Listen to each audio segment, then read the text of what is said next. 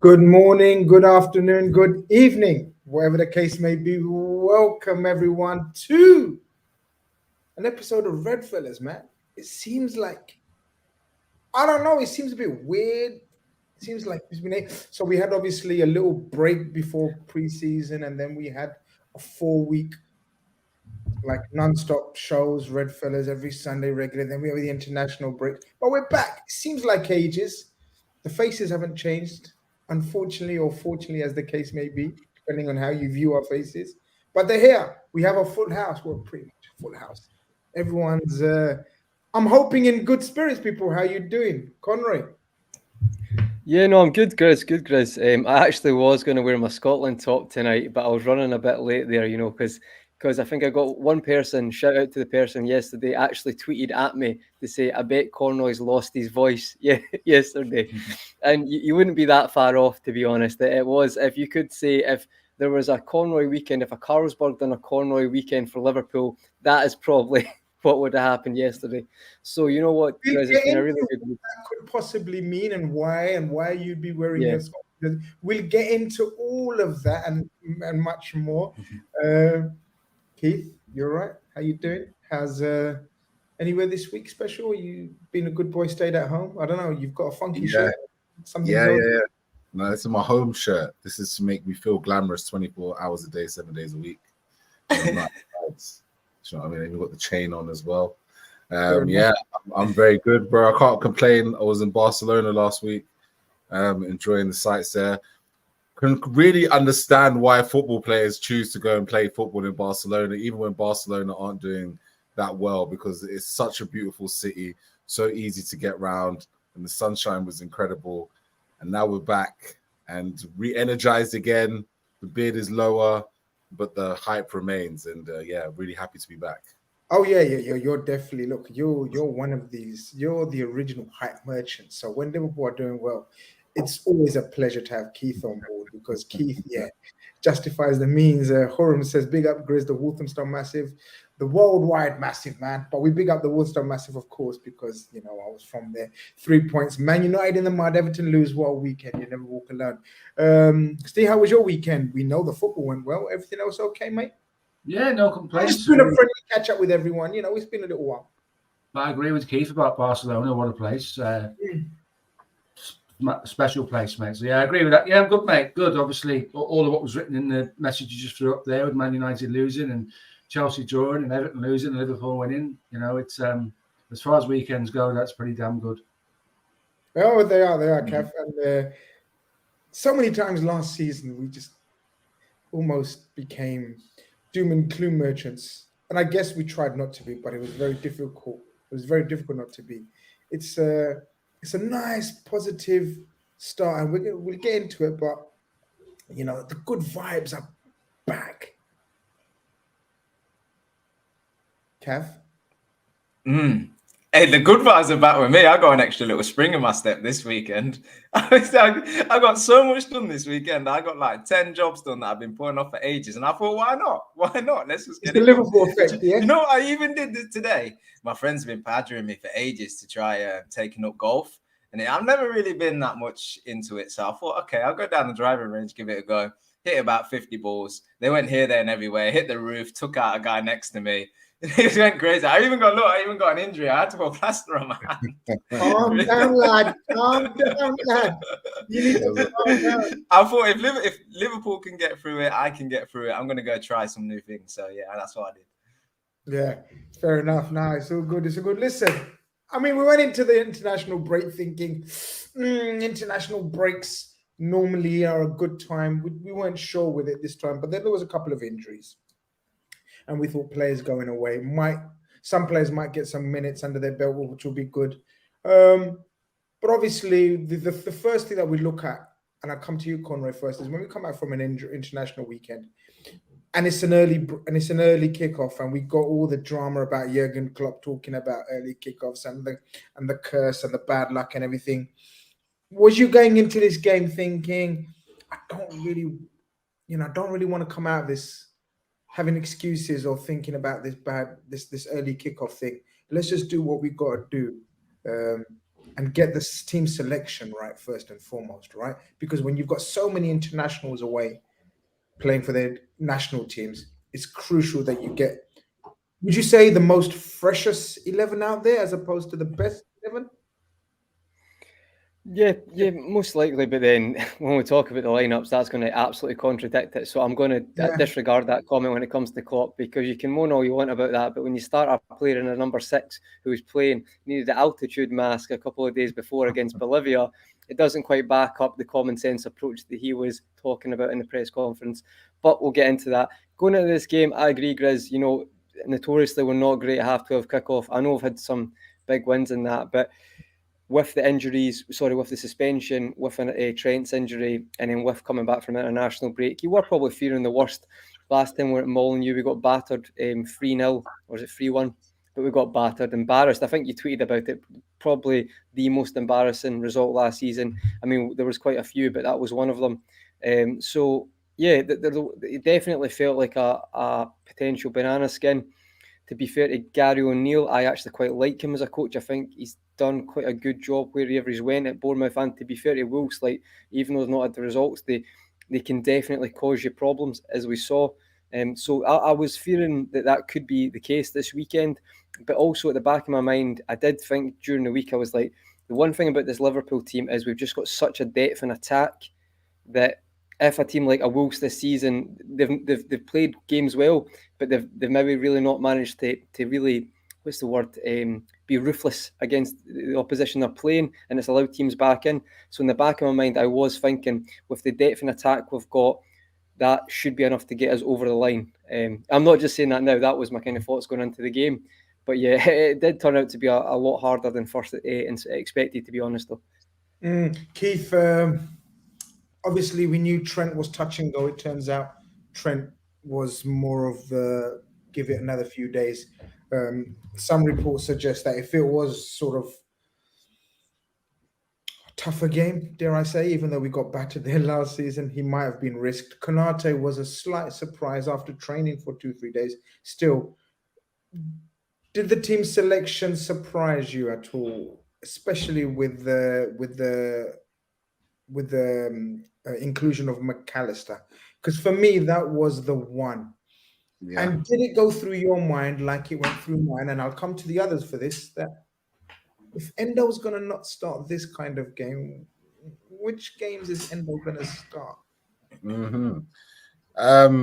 Yeah, to the first point, that was the biggest surprise selection-wise. I think Conroy just touched on it perfectly. My man just traveled 13,000 miles from Ecuador, playing at high altitude. I mean, Bolivia, I believe. Bolivia.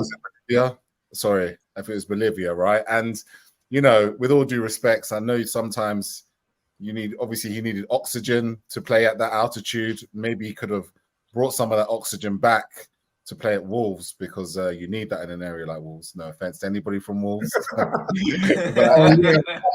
hate people who say that and then say no offense. Like you're looking to say no, but no offense. No offense. Wolves is a lovely part of the world. Taking a stride, people. But no, it was a huge surprise. I mean, anyone who's done long haul flights will know how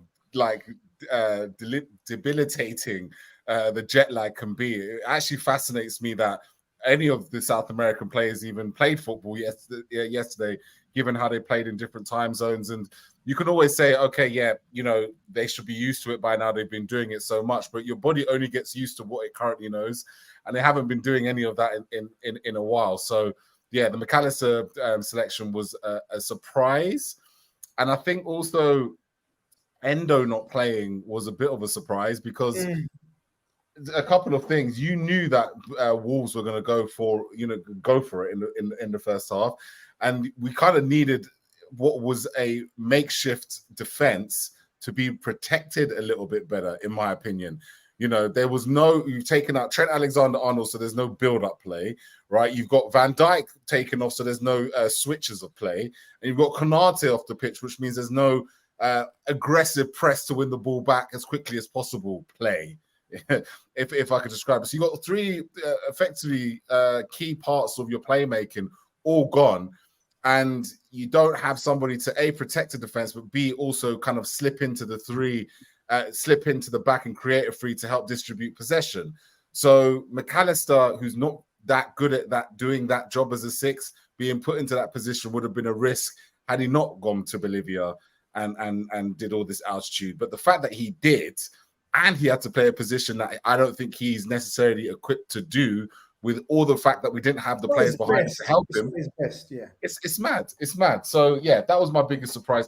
The rest of the team selections, not so much. I thought obviously it was a welcome surprise to see how much faith Klopp has in Gerald Quansah. I think that's a massive, for me, Klopp is not the type of person to take risks of this nature, like unless it's forced due to a severe injury record. But Klopp could have very happily have played Konate if he didn't trust Quansah, and he could have probably put Endo in the 6 if he really didn't trust Quansah. So that was a massive show of faith to start him in this game. Steve, what was the thinking in your brain then, not your brain, but in Klopp's brain, in your opinion, with the McAllister starting, and obviously Gomez playing right back, and then young Gerald Quansah? To me, I thought the idea or the plan would have been to keep control of the fast start that we anticipate from Wolves, and he possibly envisaged McAllister and Co to keep the ball far better than obviously we'll get into they did. I think I agree with in concept what you've just said. Keith's point about not playing Endo in a deep lying position, a 6 or someone at the base of your midfield, because Lemina is a physical presence and he will challenge your midfielders and see what they've got about them. McAllister one baffled me. Should never have been anywhere near it. Shouldn't have even been involved in the squad. You can't ask players to do that. And every now and then, Cav says this, every now and then you can ask questions, and that one's on Klopp, that first half team selection. I thought that was miles off it. The Quansah thing was really cool. I think first half he was probably one of the very few players that came out with that with any credibility, because it was a bad first half. I'm sure we'll get onto that. But yeah, nice to see he's got some faith in him. And if he's managed properly and we do what we need to do with him, then he'll save us a few quid in the future. But the McAllister one, I'll never understand how he featured in the game at all. Cav, it was a weird one, a strange one, isn't it? Especially after the noise, and not the noise, but after everything Klopp's been saying during the midweek and about travel and players and everything. And then there's options there. I mean, Gravenberch wasn't ever likely to start. Endo most certainly. Formation switch wise, maybe he could have done a formation switch. So just a couple of points to start off with you in terms of the formation that we started off with. We went back to the 4-3-3 pretty much, even though some suggested that Gomez was trying to do the Trent role. Did you see that in that opening sort of 20 minutes or so, which was not as bad as last season, but it couldn't have been as bad last season. Do you get what I mean? So, what are your thoughts on those topics? Yeah, I think as the game kind of started, we see Joe Gomez. For me, he was finding himself in central areas too much for it not to be an instruction, to be honest with you. I think he was sent out there and asked to do what Trent was asked to do, maybe not to the extent of with the passing range that Trent has, but certainly try and occupy them spaces and be an extra man in midfield and help control the midfield and the ball. Otherwise, he would have just played as a traditional right back, which he's done plenty of times, and he would have been in them areas more often than not. So I think he was asked to do that. I don't think, well, it was pretty clear it didn't work because, and even if it was Trent, this would be the case that Neto is a fantastic player. And so if you give the man like him space and you don't cut off the supply to him, he will hurt you. And we'll come on to the game and how that happened. But it was just an error from Klopp, in my opinion, tactically going into the game to put Gomez in that position and ask him to do them tactics by going in field. In terms of the rest of the selection, I think you guys have covered all the other points. I just think maybe he probably had the Europa League in mind, be it that we start that on Thursday, and he's probably thinking that Endo's perhaps a bit better prepared for European games as opposed to Premier League games, possibly. And I think Bajcetic is probably one that maybe could have gone in the midfield as well, but he's obviously not quite match sharp yet after his injury. So, You guys have covered all the team selection quite well. Tactically, I think it was pretty much what we'd seen previously. And then the changes you'll see is just through the personnel that's on the pitch, as in Gakpo's now on the pitch with Jota. So both of them players are likely to come deep and receive the ball to feet, as opposed to a Nunes who's on the shoulder and trying to get in behind. So you will always see a slight tweak within the same system because of the personnel you've got on the pitch. So yeah, no, I agree with you. Conroy, after saying all that about last season, I'd say it was the most horrific opening half an hour I've ever seen from a Liverpool team. And I've seen a lot of Liverpool teams, I can tell you that. But for me, that was the most horrific opening 20 minutes. I think we were 2-0 down after 20 minutes, guys. Was it 3-0? No, 2-0 down, I think, wasn't it, eventually? Both horrific errors. We couldn't keep hold of the ball again, Conroy. What caused this? What was causing the issues, in your opinion? Of course, we have to give credit to Wolves. They came out hunting us, really. Pack of wolves, all the puns, everything, right? Yeah. But we didn't help ourselves either. And I'm with Cav in terms of, I think Klopp overcomplicated Gomez's role and responsibility. How many times have we discussed how generational and elite Trent is to be able to do that? You can't expect someone who's played in defense predominantly as a fullback, centre back, to suddenly play that Trent role.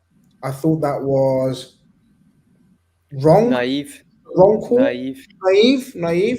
And I also think the 4-3-3, again, going back to the Keith's point about not protecting pretty much a brand new centre-back pairing. No, a brand new centre-back pairing, not being able to protect it more with even a double pivot, like we'll go on to into the second half.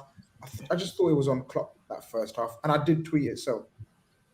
Yeah, no, absolutely. I think Wolves identified that and they were going to press us high. A lot of kind of journalists and people on Twitter actually suggested that before the game even started. They said it's going to be interesting how they cope with that press. And you can say what you want about them and their kind of issues and weaknesses, but they have got that, especially they can start games very quick and put you under pressure. And I just think, as you said, Grizz, no protection on that double pivot if you want, but also not even looking at it logically. Like, I don't know how you go into that game and think, right, okay, we're going to keep this. We mentioned that we're going to keep this. This is what we've got in training. This is what we use. This is our mantra. We're going to play the inverted fullback. Okay, that's fine.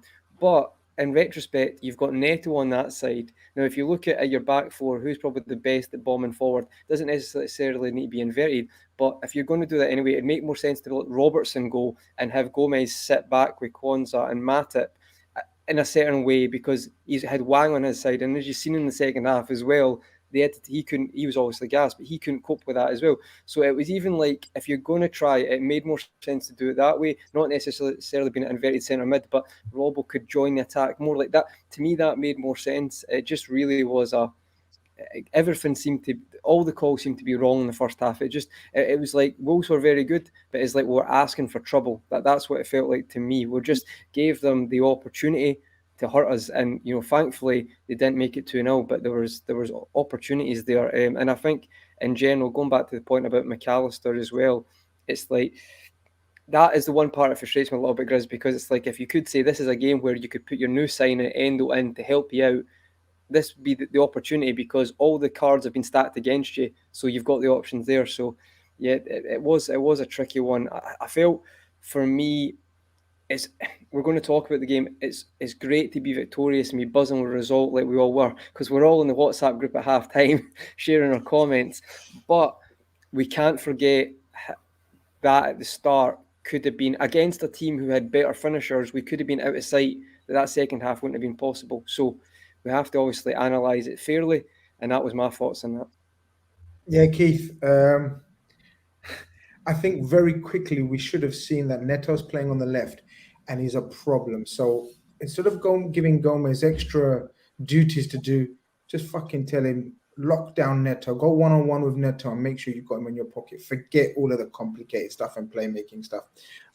Obviously, we eventually do that in the second half, but in that first half, as the guys have said, it was just a matter of time before they scored. It was one of those games I fucking hated, where oh shit, they're about to score. Anytime. It's one of those. It was one of those halves where you thought, yeah, we're just going to concede any second now. Let's just see how we do it.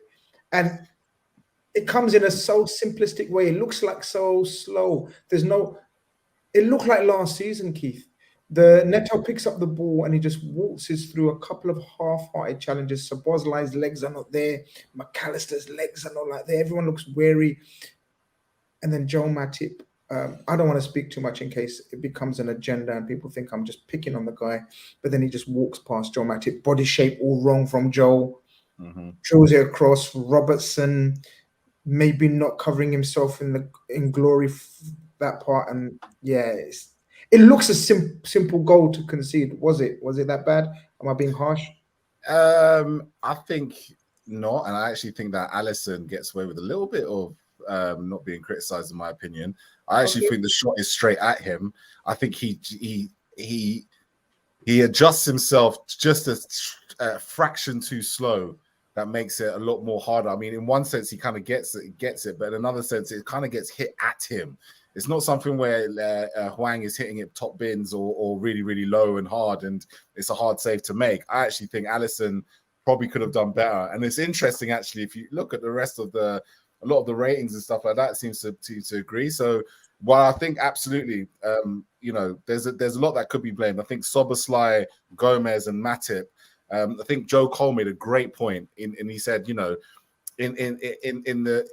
in training, in a 3v2 situation in training, Neto's not getting past. Yet in a pitch this big, he manages to get past all three of them with literally just one move. And Wolves were doing that to Liverpool a lot just before that, by the way. They were dribbling past players. Like, I would have loved to have seen the stats in the start. It wasn't just Neto, who the wing back.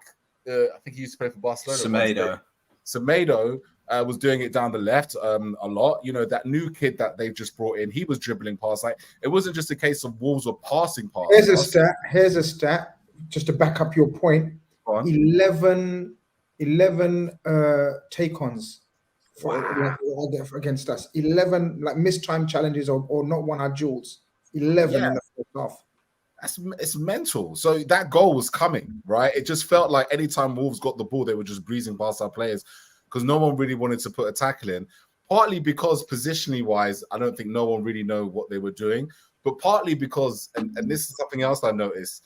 So, Grizz, you were saying that you could feel that it was going to be one of those games.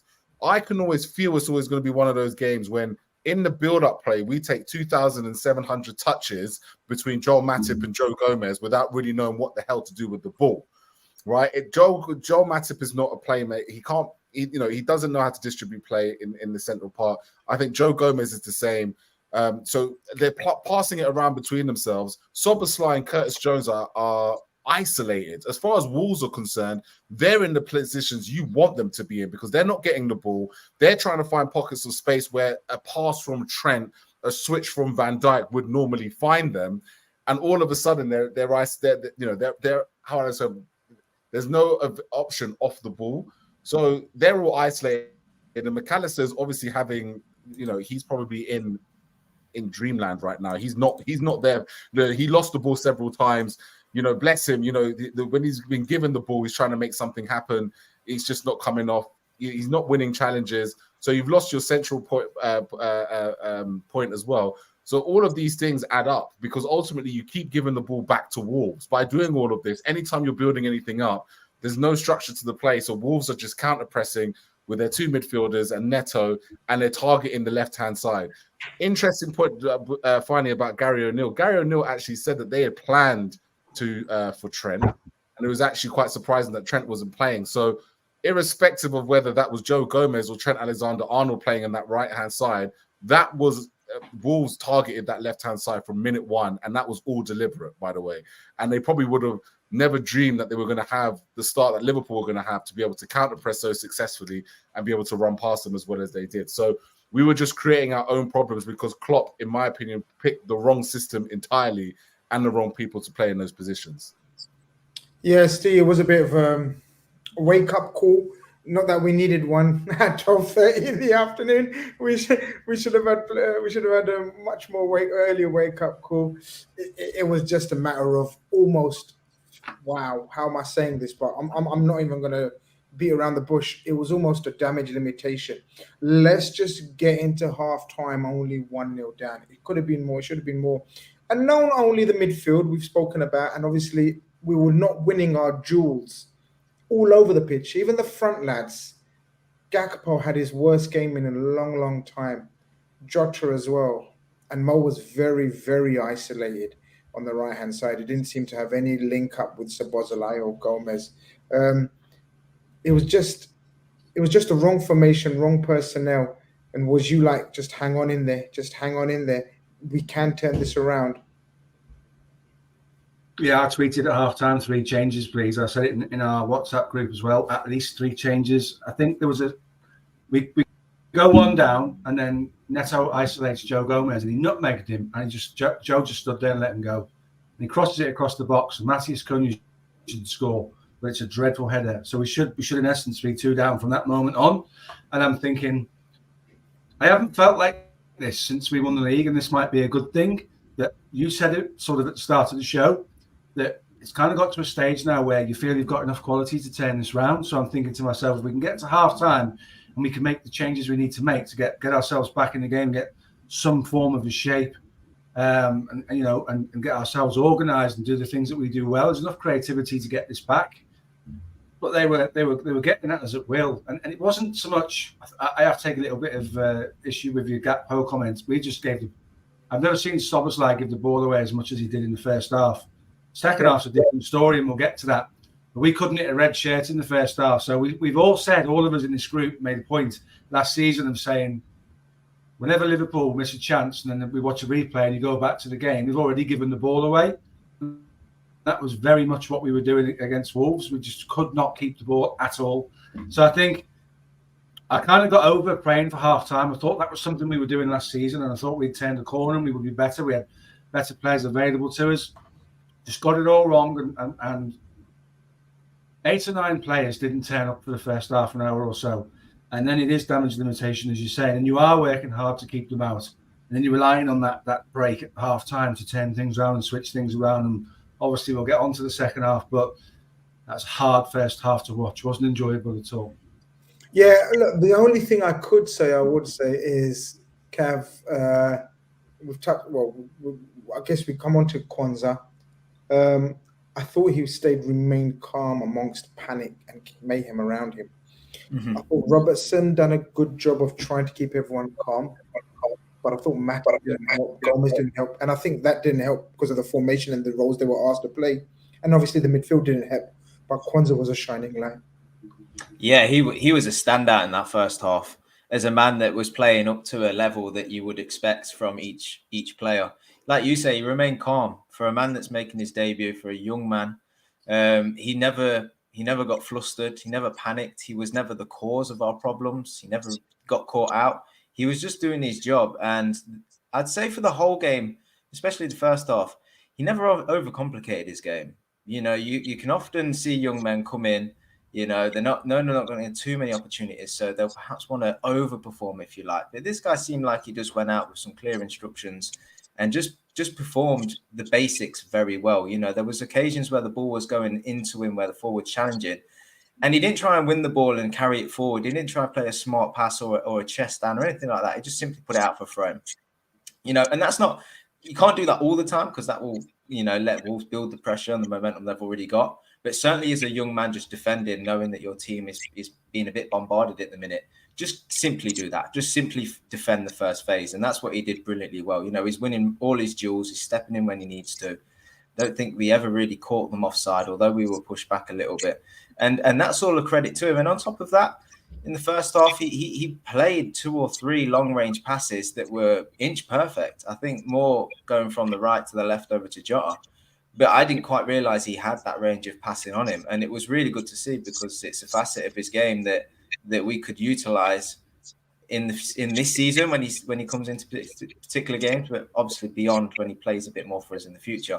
His ability to cross-field pass. So I thought he was one that wasn't remarkable, but bearing in mind everything that's going on in the game, bearing in mind it's his debut, I thought he played really, really well in that first half and throughout, to be honest with you. So he was a shining light for sure. And And like you say, we touched upon it with a lineup with little protection in front of him and people not holding on to the ball. So not only the psychological pressure making your debut, but the physical pressure of constantly running. He'd have expected to start that game with people in front of him just keeping hold of the ball and little little 5 and 10 yard passes. Instead, he's running all over the place trying to cover and what have you. And he did it all brilliantly well. So that's a credit to him. Conroy, look, 1-0 at half time, I guess, is bad. I'm not going to lie. I didn't have feedback from someone. Let me just see who it is. But I wasn't.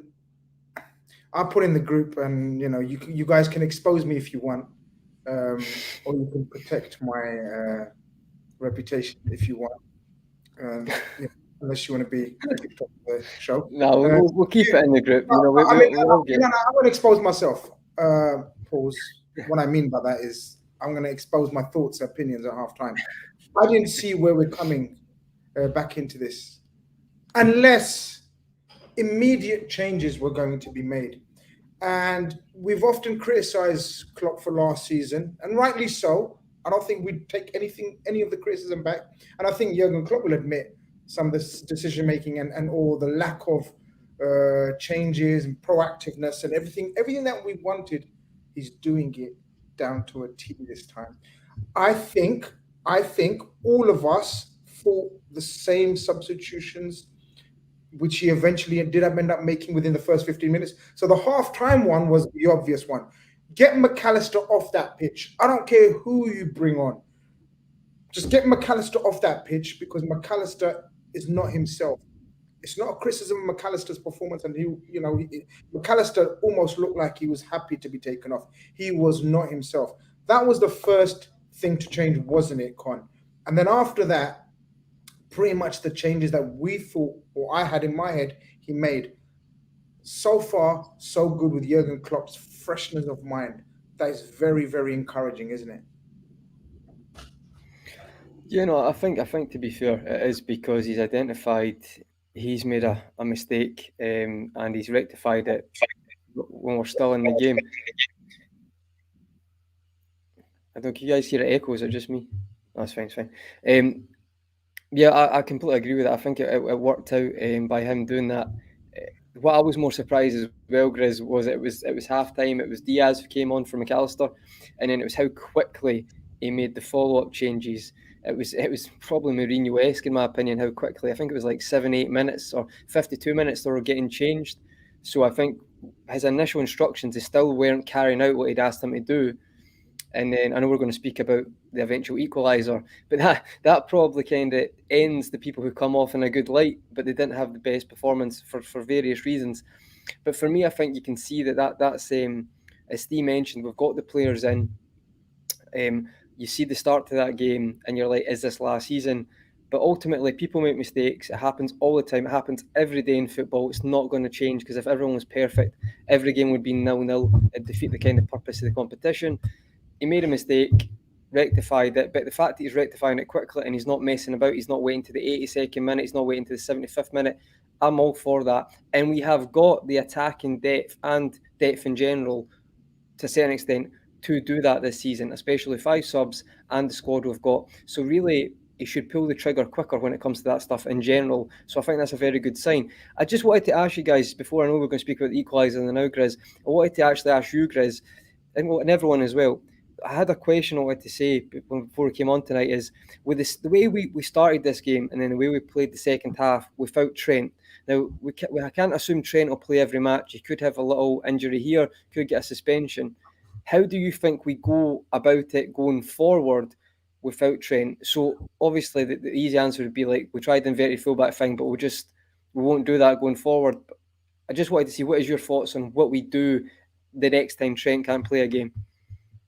I'll go first if you don't mind, guys. Very quickly, I think we saw the blueprint in that second half, and that was so encouraging. We saw the blueprint. We went to an orthodox back four. Gomez went one-on-one with Neto, who we didn't see in the second half. Obviously, the supply was cut off, and we'll get on to why the supply was cut off. Robertson was given his old school role, which was marauding up and down the left. and there was protection in front of the back four. I think this is what we revert to without Trent. I don't know what the others guys think, because I think that was key, Keith. I think we've spoken about the initial personnel change, like Conroy says, Diaz straight away. But for me, the key was the formation change, which meant Szoboszlai and Curtis Jones were given an area of the pitch and said, "Used to are responsible." Clear, concise, precise, I thought, instructions. You are going to now dominate, control, dictate this area of the pitch. And I thought Curtis Jones, everyone's been speaking about Szoboszlai, and we'll get on to Szoboszlai because he is our superstar now, I think it's fair to say. But I thought the pair of them were magnificent in that second half. Somewhere in a studio in Channel 4 on international break, Graham Souness is out there saying that I was right, because we've come up with all of these, is he a 6? Is he an 8? Is he a 6.5? Is it a defensive midfielder? Is it an attacking midfielder? And Curtis Jones and Dominic Szoboszlai just played like central midfielders. They did the job in the attacking phases and they did the job in the defensive phases as just central midfielders. Curtis Jones looked after the left-hand side of the pitch. Dominic Szoboszlai was kind of more involved in kind of the more central areas, but also looked after the right-hand side of the pitch in pressing situations.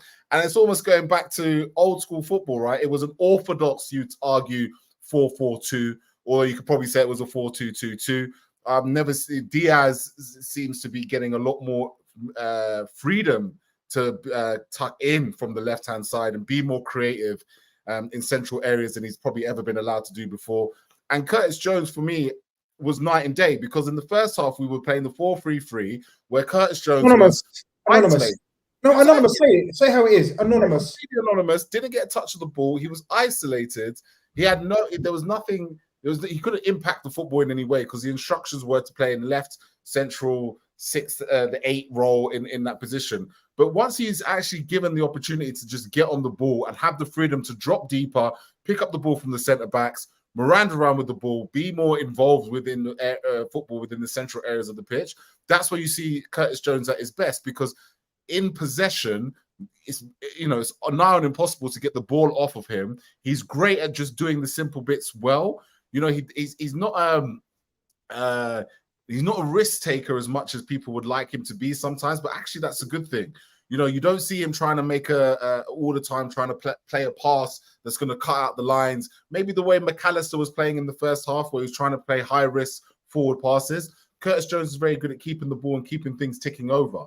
And that's why he had such a better second half. The instructions that he was given allowed him to be more on the ball. I'd love to see the difference in touches between the first half and the second half, because I thought he was all over. He had the ball. He was all over the place in that left midfield or central midfield area as the two, and it actually allowed Diaz to come and tuck in centrally, and it allowed Andy Robertson to hug the touchline and go wide right. So it freed up more players to have more influence, but at the same time, it allowed Curtis Jones to actually do what he does best, which is have the football at his feet in deep areas and take it out, take the ball from deep areas and take it into more attacking situations. And that's why his stock rose in that second half. Vish sends in a super chat, sent in earlier, but I thought it's relevant. He says, might sound crazy, but I think first half system could have worked if Jones played deeper role over Maka. We'll never know. But Jones is becoming a very favoured player of Jurgen Klopp. Goes about his job very quietly. The more and more I'm seeing of him is reminding me of Gini Wijnaldum. We've got awful feedback. I don't know what it is. I'm not touching anything. Can you hear me? Yeah, go on. Yeah, I said at the end of last season, Jones will play plenty this season, irrespective of signing players. He's a player that Klopp likes. He's brave. He always wants the ball. He's got quick feet. He's physical. He can get out of trouble with it. I think Keith hit the nail on the head when he sort of quoted Graham Souness. They just played as orthodox midfielders without giving them a tag or a responsibility or this newfound media name that these guys have got. I think at times it was a 4-2-4. I think that works against teams like it worked against Villa in the last game of the season when we were head-to-head with Manchester City and they scored all those. Wasn't Villa, it was Wolves, wasn't it? They scored all those goals against Villa. So yeah, 4-2-4 works against the right opposition. When we don't have the ball, at times it's almost a 4-2-1-3. but it definitely has an effect on pushing Mo Salah out wide again when we're 4-2-4, and I'm not necessarily in favour of that, although I'm sure we'll speak about his contribution to the game. Núñez and sort of Jota through the middle does complicate things for Diaz and for Salah, but listen, whatever we did at half-time, putting those two guys in those roles, as it was being pointed out, the left side yours and the right side is yours, works an absolute treat. So I think you do have to say that. There's a caveat. You have to take the fact that the moment we equalised, the opposition deteriorated considerably. They kind of tried to have hold what they have rather than be adventurous, and it allowed us to play more of a composed, controlling game of football. I think they did, but I think we gained real control. I'm going to come to this super chat, Cav, before we get into our equaliser, and what really made me smile inside about Jurgen Klopp. First, Jono says, Núñez and Diaz changed the game. The Wolves defense didn't know what to do. They had a little partnership going as well. They need to start on Sunday. We equalised without Núñez on the pitch. Diaz obviously makes comes on. But it's a wonderfully constructed goal. Mo Salah, again, part of it. Gakpo, who had, as I said, a very quiet game, tucks the equalizer away. First and foremost, you think in those situations normally that the substitutions that are planned usually are put on hold because we've just equalized. Who's coming on? Diaz and Núñez and Elliott. Just hold fire for 5 minutes. Let it all settle down again, guys, because, we've got the equalizer. No need to panic straight away. Jurgen Klopp, I think that was the last contribution. Gets Jota and Gakpo off. Elliott and Núñez. I like this Jurgen Klopp now, Cav. This is proactive. This is not Jurgen Klopp that I've seen before. I don't know about you guys. But again, it's all about this mentality shift from being brave, the original Klopp that we saw and we used to be used to, and we loved, the heavy metal, fear no one, and it put absolute fear in the Wolves team. Yeah, I think it's quite clear that they analysed the players and the amount of recovery they had and how many minutes they think they could go through against Wolves on Saturday unscathed, and they weren't going to sway from that. They were clearly going to give the men the minutes they thought they could do, and they were going to take them off regardless of how the game was going. Just the one decision we've all spoken about is the McAllister one that seems a bit crazy. With that being said, but what I would just say, in the first half, it wouldn't have looked so bad if everyone just simply could pass the ball. Like if people were just making simple passes, it wouldn't have been so systemic in how bad we were getting. So that improved in the second half. But Diaz was one. Remember when we were going for the quad, and we kind of at times in the second half of that season, we looked for a bit of inspiration. And Diaz was the man that was getting the ball and driving us forward. And obviously, when you're creating attacks and you're further up the pitch, you can sustain attacks and you can win your duels and the second balls, and it all kind of starts to flow then. And that's what Diaz gives you, because he gives you hard work and he'll pick up the ball and he'll drive. He will literally drive you up the pitch. And he did that from the minute he came on. The only worry, and I had this from the start of the game, was by playing Gakpo and Jota, they'd both come deep and you wouldn't stretch Wolves enough. You wouldn't have the guy on the shoulder of the defence that pushes them back to give the space to the midfielders to allow to go play further up the pitch and a bit more expressively. And that's what happened. But Diaz comes on and Jota and Gakpo remain on the pitch. And the goal comes about in a very tight area. Like, it's very central. We see that Diaz likes to come infield. He's often... I don't know if he's given this much license to roam, but he often roams around the pitch, just dribbling the ball and looking for 1-2 and linking up. That's what he intends to do by coming in field. And both Jota and Gakpo are very, very tight centrally. Salah is, but it's slightly more out on the right. And it looked, as the play was building up, like it was almost too tight to make something happen. It would have to be kind of Man City-esque level of sort of like technical triangles, intricate ability. And it wasn't quite that clean, but it wasn't far off. It was good enough to sort of do a little flick, a little touch, a little bit of movement here and there to get through to Salah, who then obviously squares it for Gakpo to tap in. It looks brilliant, but I would just say it had to be brilliant for them type of players to score that type of goal. Otherwise, I think it was just way too tight. And I think that's why he continued with the change with Núñez, because you needed the guy to stretch the pitch and just do the running and just pose questions to Wolves, not just allow them to go in with the forward and go as tight as you want and go as close to your midfield as you want, because you know nobody's going to go in behind.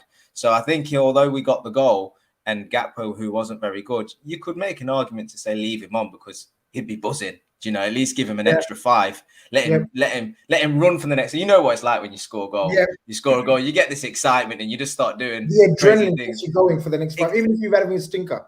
Exactly. But I think Klopp had the minutes in mind for every player, and he had in mind that we probably, as a team, needed somebody with fresh legs to stretch Wolves and post Wolves more question, and just give them something after just conceding a goal, because they'll be a bit down after playing so well that they're now been pegged back. Just give them another thing, just throw another thing at them, just to say, go deal with that. And it obviously worked out perfectly well, as we will go on to talk about. So the substitution, I think, fair play to him for staying brave and still making that sub, because it was clearly determined before the game. So Conrad, say one thing, that pass by Jota, you're talking about that intricate play. For me, that, like, you're complaining about his first touch and what he was doing in the first half, he's anonymous. To pull that off, that was world class. To not make the player to get it out to Salah, it's such a tight position. Hats off to Jota for that one. He does clutch things. He doesn't have to have a great game to have clutch moments. He doesn't have to be, because he's mentally so strong and stays in the game. And this is huge for us. Another person who stays in the game, and of course is huge for us. And I don't know, man, what more we can say about this guy. Every season, a new question is asked about him. 1 season wonder, 2 season wonder, only scores tap-ins, only scores with his left foot, doesn't create, I don't know what other questions are asked of him. He comes he's up greedy. He's greedy. Okay, so the latest one is he's greedy.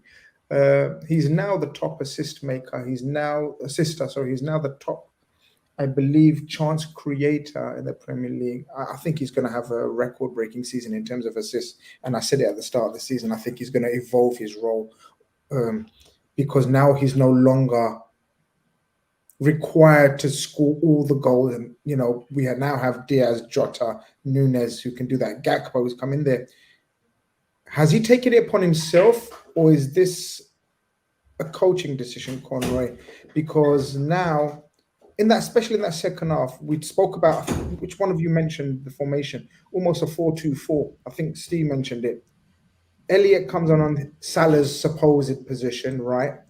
And Salah and Núñez go through the middle. And we've often spoken about the understanding that's developing between Elliott and Salah, right? And Salah and Núñez. And it worked a treat, didn't it, for the remainder of the game. But Mohamed Salah, he's just phenomenal. Yeah, no, he is. And I think, you know, I would say the playmaking part of his game, in the sense of, like, he's always been creative from wide, especially, like I say, being a right winger. But I think you can definitely see, especially when Núñez is on the park, more like it sounds like, I'm not blanket statement, but if you talk about like a slide rule pass, or like actually playing through a defence to runs, like those type of, from a central or just to the right position, I feel like you can definitely tell that. I don't know if it's necessarily a coaching thing, but it might be more of the full team knows Núñez is constantly going to make those runs.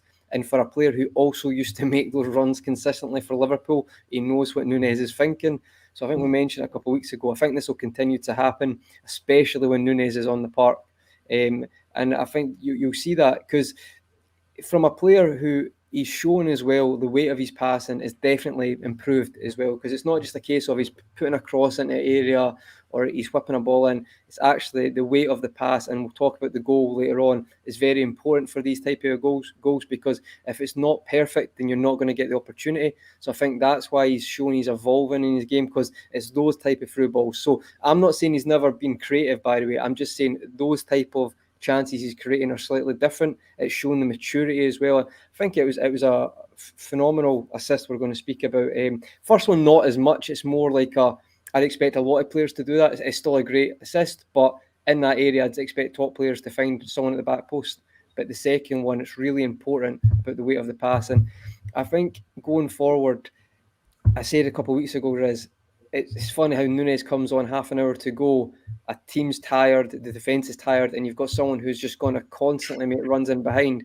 Well, if you've got Mo Salah up there as well, constantly looking for that through ball, it's an instrument in itself, because if you've got that attacking depth, it's going to cause so much problems in the final third of the game. It could be crucial. Because like the first half, there is going to be games where it's just not clicking, and to have that ability to have those two players on the park, I think it's going to be huge. But on Mo, I think he's showed that in general. So for me, he's still got that wide ability to create as well when he's at that positionally there, but also to drop into a more central-ish type of role and play those through balls, especially like the one against Newcastle. Yeah, so I think it's great for us. And I think it will just continue to improve. What I would say as well, I think I have to, just because we mentioned chances created, I did see a stat that I think before the game or just after Neto got the assist, I think he's got 4 assists this season, and he was the top for most chances created then. I think Mo's taken over him now. But I just have to say, for a player who plays in Wolves, like, he is one player who is genuinely, I think people have forgotten how good that player is. On that, I think because of the severity of his injury and the amount of time he was out, it was natural for people to forget about him, but say, "Oh, not many people recover." I'll take a chance, because pre-injury, if we ever had to think of a Salah replacement, and I know we weren't thinking of it 3 years ago or 2 years ago, right? It was Neto on everyone's lips, right? In fact, he was on the verge of joining Arsenal, I believe. Someone I know that told me that from Arsenal, that he was on the verge of joining Arsenal. So that would have been some move for him. But he got injured. Guys, it's probably one to keep an eye on from our aspect. If he has definitely. I mean, I don't know about you guys, but I know he played on the left, but he's equally as devastating on the right. And, for him, if he has a healthy season, injury-free, and he shows the levels he showed in that first 45 minutes, it's one to keep an eye on for us, right? I don't know if anyone wants to come in on that one. If he stays fit, he's one of the best wingers in the league. And it's as simple as that for me. I know he didn't have much of an impact in the second half, but you got to recognise we stopped the source, and we we completely nullified the supply line. Yeah. But you look at him as a player, the ball's being sprayed over to him from fullbacks and centre-backs, ball's travelling 50, 60 yards, and he's just taking it down like it's nothing. Even when Gomez got tight, he's still bringing it down off his chest, directly on his foot. He's then got the awareness to drive into space if he needs to, or he's got a trick in him, and he's got that low centre of gravity. He's got that speed. He's strong as well. And he picks his head up and picks out his man. That's the key thing. When he gets into the final third. That was a lovely little dink. Yeah, that dink into Cunha who doesn't finish it, and then obviously the goal that they scored. He's not only a tricky winger, he's not only got technically gifted, he's not only got a bit of pace, but when he's getting into the 18-yard box, he looks like he's picking out the man, he's putting the right ball in, and that's the key part. Product's very good. End product's exactly. Very good. I think he's clever. I think he's a clever player. Even the assist for the first goal, I think he's a clever player. And I was very sympathetic when he got injured, because I think, as you said, Grizz, I think this kid would have been like, he would not be at Wolves. He would be a Champions League club, in my opinion, because of course, absolutely. He was brilliant. But we didn't nullify them. And then we grew, and Keith, I tried to time it so Conroy gets but Conroy will have a chance to speak on it, of course. I can't be that cruel, and I'm a cruel bloke, but I'm not that cruel. But Keith, captain, fantastic for the day. First and foremost, was there any debate in your head that he would be captain with no vice captain and captain in the squad? He was the only natural choice, right? Some noise around Mohamed Salah, but it's fairly obvious that Robertson is the third choice now. And B, I thought his performance, just continuation from last week, where we discussed, he was magnificent. Just gets on the end of an absolute, like we've said, an exquisite pass from Mohamed Salah. Describe that goal from your point of view. First of all, I think it's kind of sad that Conroy's got to have something, especially as We England. we know he's excited. We give him his chance. Yeah, England did beat Scotland, so it would have made up for that. Didn't Yeah, I know. Andy Robertson's had a weird week because he had a horrendous error, right? Then got the assist, if you want to call it, from Maguire's goal, then had a man of the match performance. So he's had a bit of a Andy Robertson week, I would call that. It's not been smooth sailing. So yeah. Do you know we should just let Conroy go and we just sit back because Robert's not going to score very often. This ain't fair. We got to let Keith have it. I can add a little bit after. Keith, listen, we've had so many. Keith has defended Robertson, right, when the people have been saying get him out of the club. So Keith deserves this as well. Look, I think so we talk about the goal. Do we talk about Andy Robertson himself? I think we could just quickly caveat to this to suggest that Andy Robertson will go down as one of the greatest left backs in Premier League modern era. Full stop. You know, it's no longer. I don't think that's often said enough. It's not said enough. It's consistency, right? All we ever got told when Liverpool were on the up was, oh yeah, well, it's one season, oh, it's 2 seasons. Can you keep it consistent? And the performance that he put in yesterday, particularly in that second half, the fact that he's building up new partnerships now with Luis Diaz and Curtis Jones, where initially, he had to kind of, alter his game a little bit because he used to play with Sadio Mane. He proves that he's at an elite level that doesn't matter who you put with him on that wing, he will make sure that he turns it into something special. And I thought that his combination play with Luis Diaz was just causing them all sorts of problems. It was also, Keith, guys, sorry, Keith, because I'm as excited as you as well. I am. I'm genuinely excited as you. Guys, did we finally see a bit of Sadio and Robbo understanding a link up with Diaz and Robbo? I genuinely, for the first time, sorry, Keith, I'll let you continue. Yeah, I think we're starting to see the elements of it. Do you know why? Because Luis Diaz is being given license to cut in, to roam. And someone mentioned it earlier that Luis Diaz, I don't know if it's by design, but he's almost given a much more of a playmaker role. So they're not kind of taking up the same positions where I felt they were at this. Sadio was given that role as well. Do you remember? Sadio was our playmaker a lot of the time. He was allowed to come in central. Sadio was our playmaker coming in. Yeah, and now he's allowed, and I think Diaz has started to learn that position. Maybe we could give it to him. I think it took him a while because at Porto, remember, he was a out-and-out wide forward, right? He'd run at your defenders, hug the touchline, cut inside King. Now he's a lot more flexible, and Robertson is still the best in our team in that wide attacking play.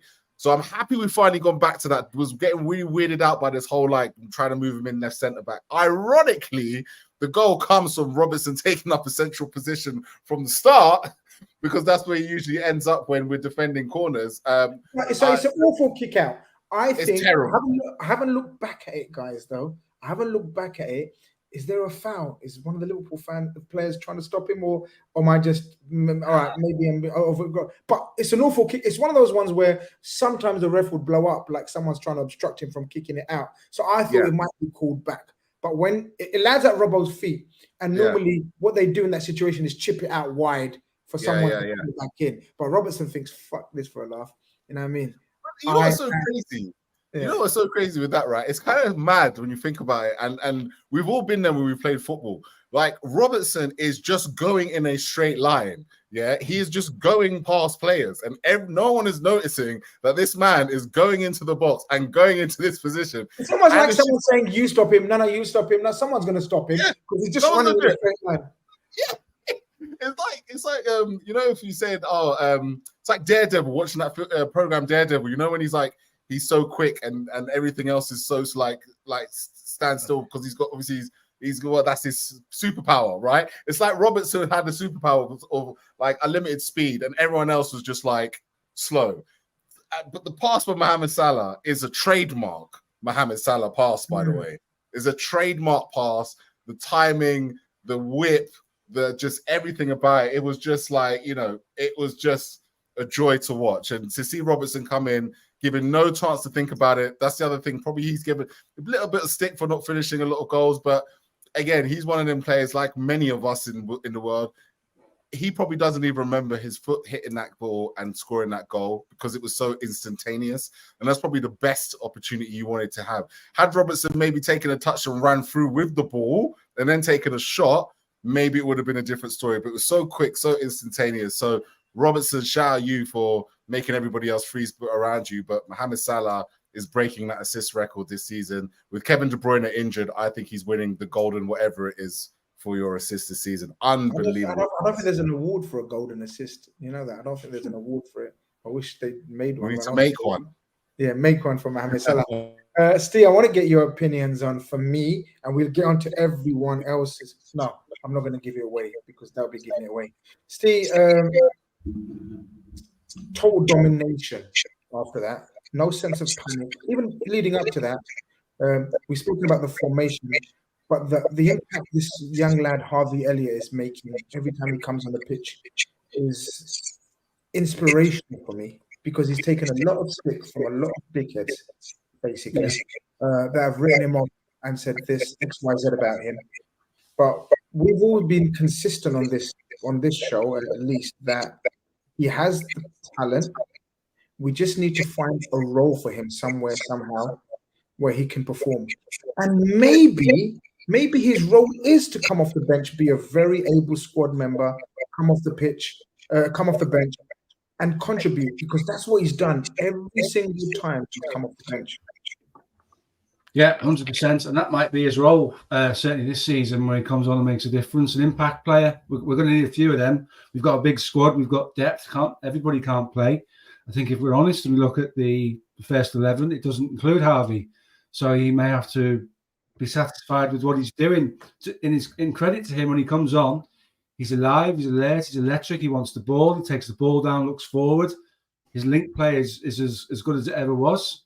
So really quality performance from him coming on the pitch. What you asked of him, made a difference. The link play with Salah was always there. He wins the ball back in areas, he works hard to fill spaces when we don't have the ball. I think from a substitute's point of view, which is what he's proven to be this season, he's every manager's dream. Yeah. Because no hang up. He goes on there and does what he needs to do. He gets the game plan. He understands it. The goal goes in. He goes the full length of the pitch and he's in the away end. So he's a Liverpool fan living his best life right now. And if that means 25, 30 minutes in the 60, 90 and then playing more time in Europe, then that's good for him because he's still a baby in terms of footballing regard. He's still got so much to learn, but he's an absolute asset to the squad. There were times in his first year when we let him out on loan to Blackburn, we all wondered, did he have what it takes? Yeah, he has, because he's got an intelligence, he's got a footballing brain, and that's what you need in that side, and his ability to see what's going on around him. And his first touch, not only brings the ball under control, it's out of his feet, and he's moving forward. So he's asking questions all the time, and it really sort of fitted in really well with what we were trying to do, and it helped us control the game because they couldn't take the ball off him. And go back to last season, 7-0 at home against Manchester United. He was a star man because he played in an area where they didn't know what to do with him. And I could see elements of that again at the weekend. Yeah, Cav, obviously he finishes up with a goal. Some might say huge deflection, wasn't on target, whatever, he deserves it. The celebrations were beautiful, weren't they? Can I start dreaming, guys, and remind you, especially with the Robertson. So, okay, the Elliott was the icing on the cake, but Robertson was the winning goal. Robertson was the difference maker. And do you remember not last season, but the season we won the league? And around the same time of year, lads, do you remember we went to Villa Park? And again, a very similar game of two halves, where opening half Villa were all over us, etc., etc., etc. And then Robertson came in with the winner. And the celebrations were so similar. Did anyone else feel that, or is it just me being a dreamy-eyed, whatever? Nah, I see what you're doing here, Grizz. I'm just saying, I'm putting out the atmosphere.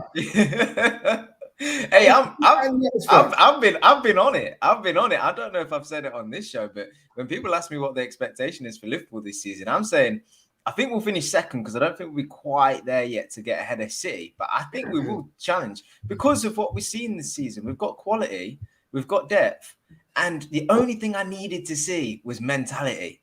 I just needed to see that we weren't going to have excuses this season, that actually, even when our backs are pushed against the wall, we're going to come through these games. And that was a tough game away at Molineux on 12:30 on Saturday. You know, it always is against Wolves. No offense if you're a Wolves fan in the chat, but I kind of forget they're in the league until we're playing them away. Yeah, and then it's like, oh yeah, that's always a tight affair, regardless of how much better you are than them, regardless of when the kickoff is. It always seems like it's a bit of a tight game. It's always a battle, and to come through it in the way that we did, you know, especially after such a bad first half, showing the mentality that we did. Yeah, I'm seeing all the things I need to see. And last time Robertson scored a goal in the league, things happened at the end. So, hey, the signs are there, Grizz. The signs are there. I certainly see what you're seeing. And look, the fans that were there on the day would have been a great time with both Jones and Elliott entering the crowd, seeing Robertson celebrate and scoring his goal. There's something brewing, I feel. There's something brewing. There's good signs here, and there's a good atmosphere. And I think the players feel it as well. I'm sorry. I've totally messed it up. Guzmo says, your memory, Grizz. It was the equalizer, and then Mane won it with the last action of the game. Okay, but you get the vibes, you know. It was they're both very late goals. I think both in the same part of the world.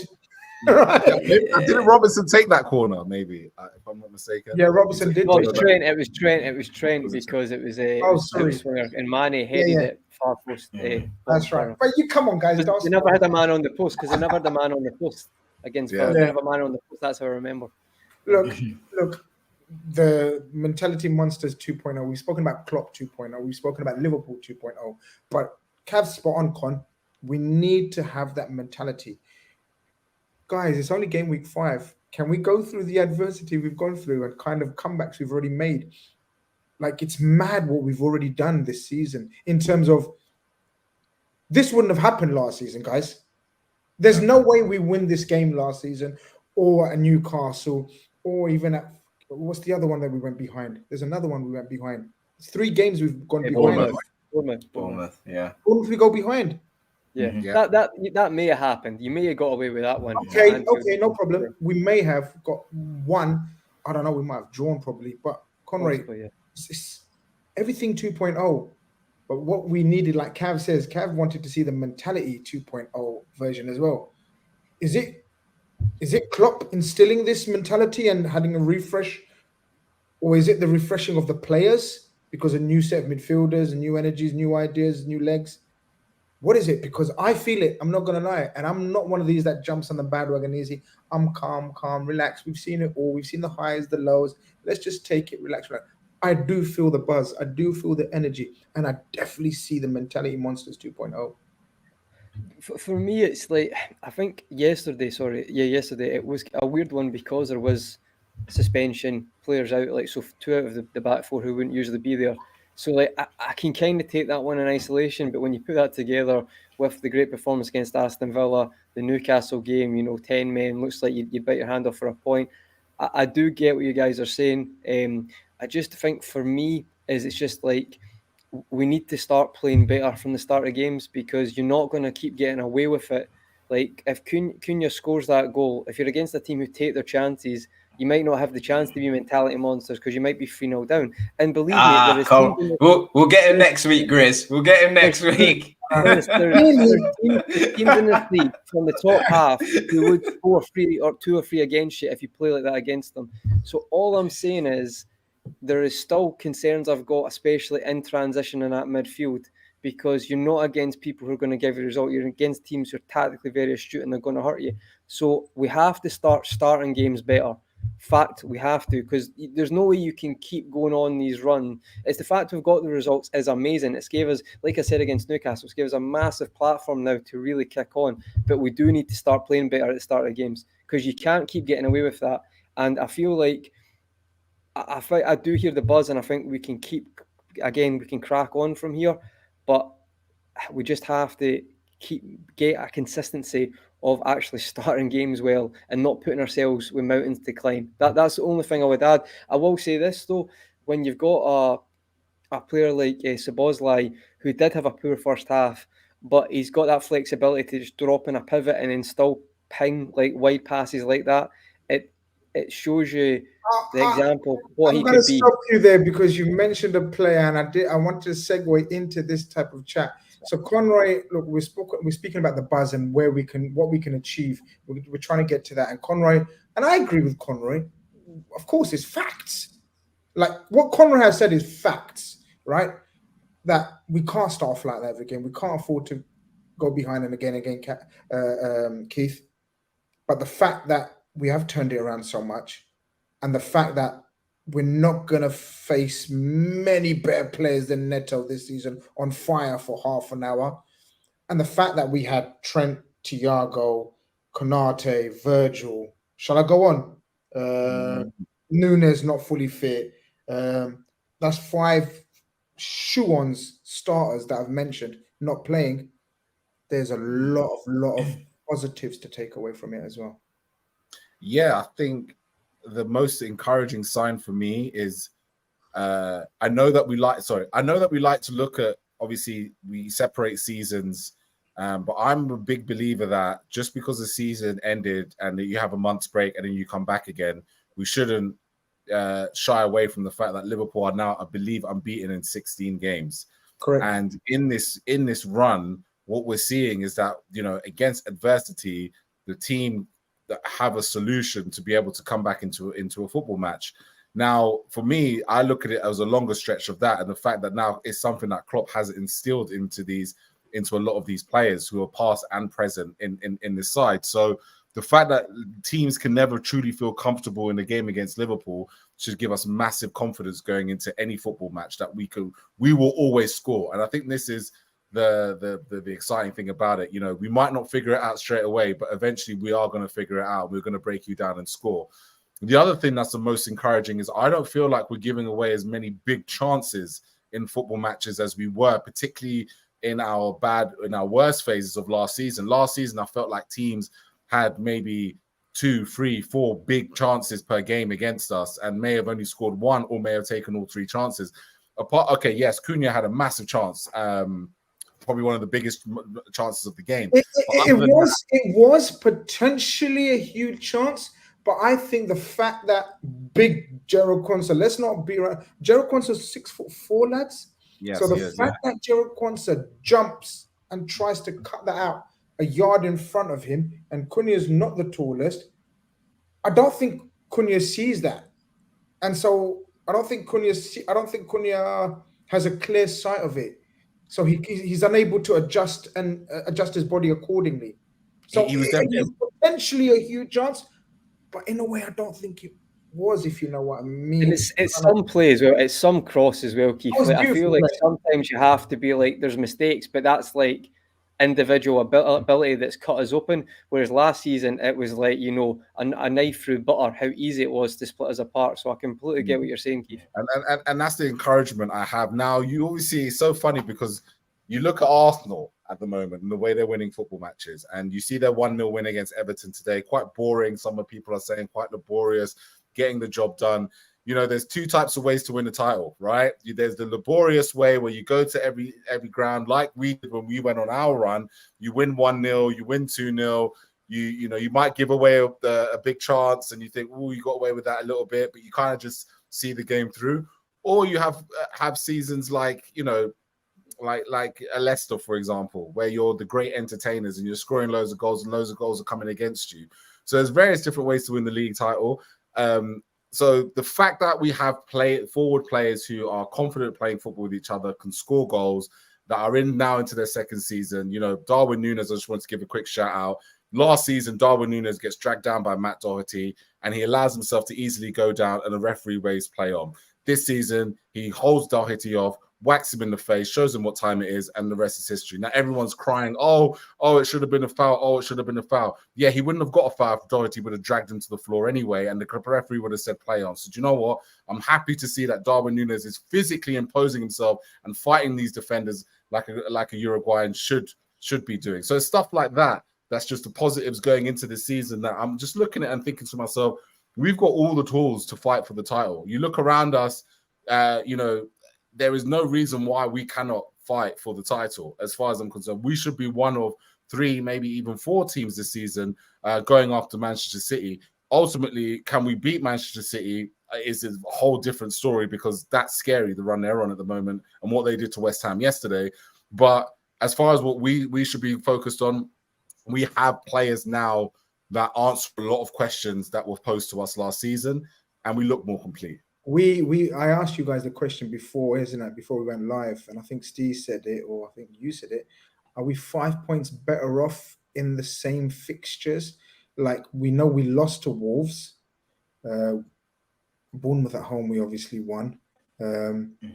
Newcastle we beat as well last season. So who are the fixtures that we? Villa. So we drew at Villa. So that's 5 points better off already, right? In the same fixtures. Am I making sense, guys? If you know what I mean. Yeah. So look, loads to be positive about, and loads to end the show with in terms of positivity, because we need to pick a man of the match, and it's pretty hard. I'm going to go to Steve first, actually. Steve, who is your man of the match and why? There are a couple of nominees. Mo Salah, 2, possibly 3 assists if you could give him the third one. Unfortunately, it caught the boot of the Wolves player, so he won't get that one. I campaigned when we all had the conversation about who should be captain. I always thought it should be Andy Robbo, because he's got that spirit about him that says, I'm wearing the fucking armband and I'll show you, you know what I mean? And that's what we saw yesterday, was a captain's performance. The raw emotion out of the guy when he scores tells you what it means to him. Sometimes you have leaders and men who don't need to be told that the leaders are men. Virgil van Dijk was a leader because of his aura, because of the presence that he had on the pitch. Mo Salah is a leader because he leads by example. Dominic Szoboszlai will be a leader because he leads by example. McAllister will be a leader because, surprisingly enough, he'll lead by example as well. But Andy Robertson has that fire in his belly that you need sometimes from a captain.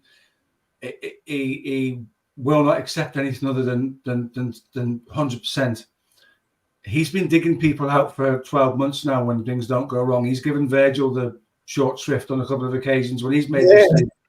I thought it was a perfect decision for him to be, I think absolutely perfect decision for him to be captain. And if we had the conversation again, I think yesterday's evidence to say that guy probably gives you more as a captain than what we've seen since Jordan left. Virgil is a captain, but a relatively quiet captain. Andy Robertson is a Scottish firebrand, and there's something in that for us to go ahead with and use going forward. So yours is Robertson. Okay, interesting stuff. Conroy, your man of the match and why? Yeah, not going to surprise anyone with a controversial take. I have to say though, I thought Quansah really, really impressed me. The fact that we can't think of, he made a mistake there or he done that, I think speaks volumes, because ultimately you just kind of want to get through your first game like that, without any mistakes. And I thought he was really good, not just because he had a quiet game. I thought in general he was really good. I think, Mo, to be fair, I'll be honest, I think first half, no one was particularly great. I think Mo was good second half. The 2 assists obviously emphasise that as well. But I think for me, I think you talk about a player that, I will say this, he's not actually probably got the best record when he's wore the captain's armband. I'm sure, because I remember most of the games when he's had that armband, maybe during the game or at the start. I think it was right in between last season when we had that bad run as well. So he's not probably the greatest experience of that. So it was really good for me, especially seeing him start the match with the captain's armband on. We get the victory, and to really put icing on it, he's the one who equivalently scores, who basically scores the winning goal.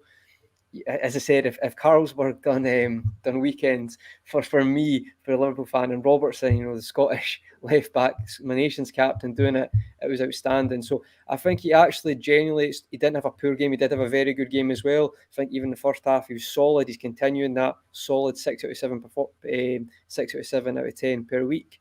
But then, as you say, like, go on that adventure and get that goal, as Keith said.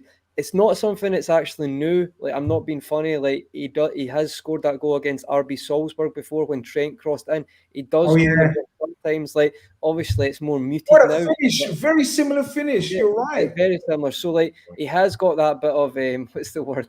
What is that? Just kind of, adventure.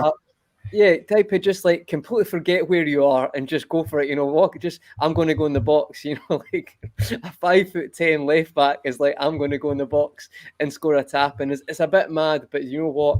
That type of energy is the reason, to be honest, he has got where he's got in his career, and it was a great moment. And I think with the reaction and all that as well, it was a big moment for him, I think, especially because he's not been amazing the last year. Let's not like make up the last year. Let's not kid ourselves. But for him to do that and continue his form, I think is great. So I think he does deserve man of the match. And it was one of those games as well, because we were so poor first half. It was going to be the person who was one of the catalysts for us to get the result. And I think for me that was him. So I'd put Robbo as man of the match. Surprise, surprise. 2 for Robbo. Keith. Oh yeah, so I'm gonna, as I said, special mentions to Dominic Szoboszlai. I thought he was the first time I actually just saw a central midfielder play like a central midfielder, and actually his positioning, probably to his detriment, Klopp's going to see that performance and think, well, mate, you could do this more often. And I'm not sure how happy he's going to be about that. I think there's a whole show we can do in terms of. Oh, we'll get onto it. Yeah. But I'm going to have to go with the Egyptian king, Mohamed Salah. You know, in times, you know, a lot of people were shocked and surprised that Liverpool refused a £150 million bid for Mohamed Salah.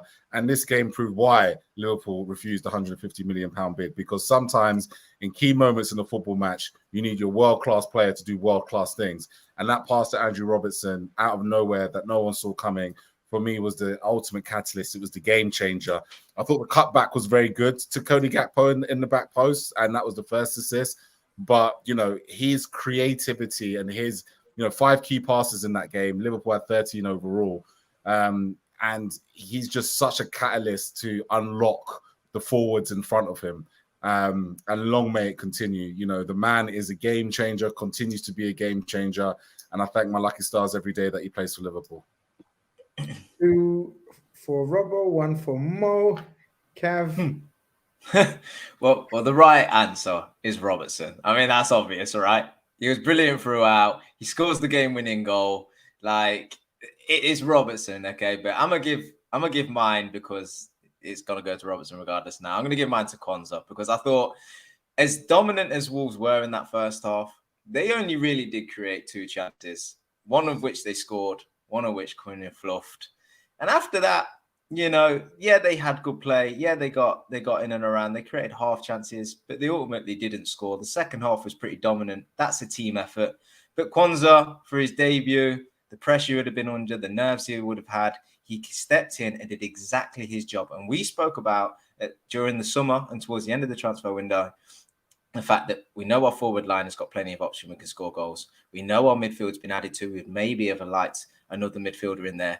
But we did focus on the centre-backs, and we focused on how important it would be for the players to perform. And also, if someone got injured, who would come in and who would step in and do well. And so far, Quansah, for how he's, for the few minutes he's played, he's done brilliantly well. And it's his first start today. And I think he's really gave us what we needed this season, as in an option at centre-back that we can be confident in now. So I would give it to him based on his performance. And but I'm not going to argue, because it is actually Robertson officially. I think I've lost you guys. 1 sec. Keith, I hate that you mentioned Szoboszlai, because I could have spoken. That was before you mentioned it, I knew Grizz was coming to me. I was going to go with Szoboszlai, because I think this guy, we have to do a show on him. We just have to. So I think I lost you guys for a few seconds there, but so it's funny you mentioned that, because this is a game not planned. Cav just mentioned Szoboszlai, right, guys? Szoboszlai is him. Szoboszlai is.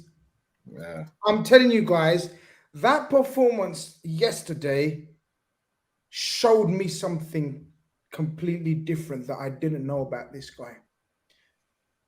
He has been an attacking 8 for us, and we're thinking, this is our number 8 that Wiggy's going to get on the end of crosses and create. He can play right wing for us, guys. Remember, we had a conversation about Mohamed Salah goes to AFCON and Szoboszlai can go out right wing. Then he played when we went down to 10 men against Newcastle, I believe. He played as the DM. Guys, this guy has it all. I don't give a shit if I'm getting carried away. I don't give a shit if this is clipped. I don't give a shit if people come back to me and say, yo, remember that show you went overboard? Did you get the drift? I don't give a shit. Yeah. Because this guy is fucking magnificent. He was everything in that second half that we've not seen from a midfielder since Steven Gerrard. Yeah. Everything. We've had Fabinho, who's been a destroyer. We've had Thiago, who's been a manipulator of the manipulator of the ball and a controller. We've had Gini, who's the silent assassin. We've had Henderson, who's the press and the worker. This guy in that second 45 minutes showed me everything a midfielder can do. He dictated the play. He was creating. He was doing box-to-box duties. He was playing in a double pivot. He was almost He was orchestrating the whole game from that midfield position. We haven't seen anything like that, guys. We've seen individual traits, as I've mentioned, from the players that I've mentioned. This guy done it all. And I'm not ashamed to say it. This guy is the second coming. And I've said it before, and I'm going to keep saying it until everyone in football sees it. He is the new Steven Gerrard for us. And I'm not joking. Someone said I think Keith, you said something about to his detriment. Klopp might have thought, hello, you can do a DM job for me. This guy done the best DM job I've seen since Fabinho in his heyday. Yeah, I agree with that. Spraying the passes, playing the short passes, ably assisted with Curtis Jones alongside him. But Curtis Jones was almost, guys, hear me out, same age, right? Same age, 22, this guy, yeah? And Curtis Jones, I think was in awe, guys. Curtis Jones is a proper prospect in his own right. We've waxed lyrical on this show about Curtis Jones. Yeah, there's levels, though, isn't there? There's levels. That's what I mean. That's what I mean. Yeah. We've waxed lyrical about Curtis Jones. Yeah. Curtis Jones, I think was in awe in that second 45 minutes. Curtis Jones was almost like a facilitator for this. Who is, bro? We've all been there. We've all played football at a level where we think we're playing with an associate or a friend or a new player. We think this guy we think we're good. Yeah. This guy comes in and we're like, yo, this guy is everything. Yeah, you're just like, don't give the ball away. That is your aim for the film. Yeah. I'm telling you, guys, I haven't even read the comments, right? If people are laughing at me or whatever, bring them up, whoever's got access to the comments. But I'm telling you now, this guy is something to be excited about. We're excited about Klopp. We're excited about McAllister. We're excited about new signings, Gerald Quansah, everything. This guy, for me, that second 45, first 45, I think Steve was talking about, never seen him give the ball away so much. But this is what shows me the mentality of the guy as well. Because I agree with Steve. He was atrocious in that first half. He couldn't control the ball. He kept losing it.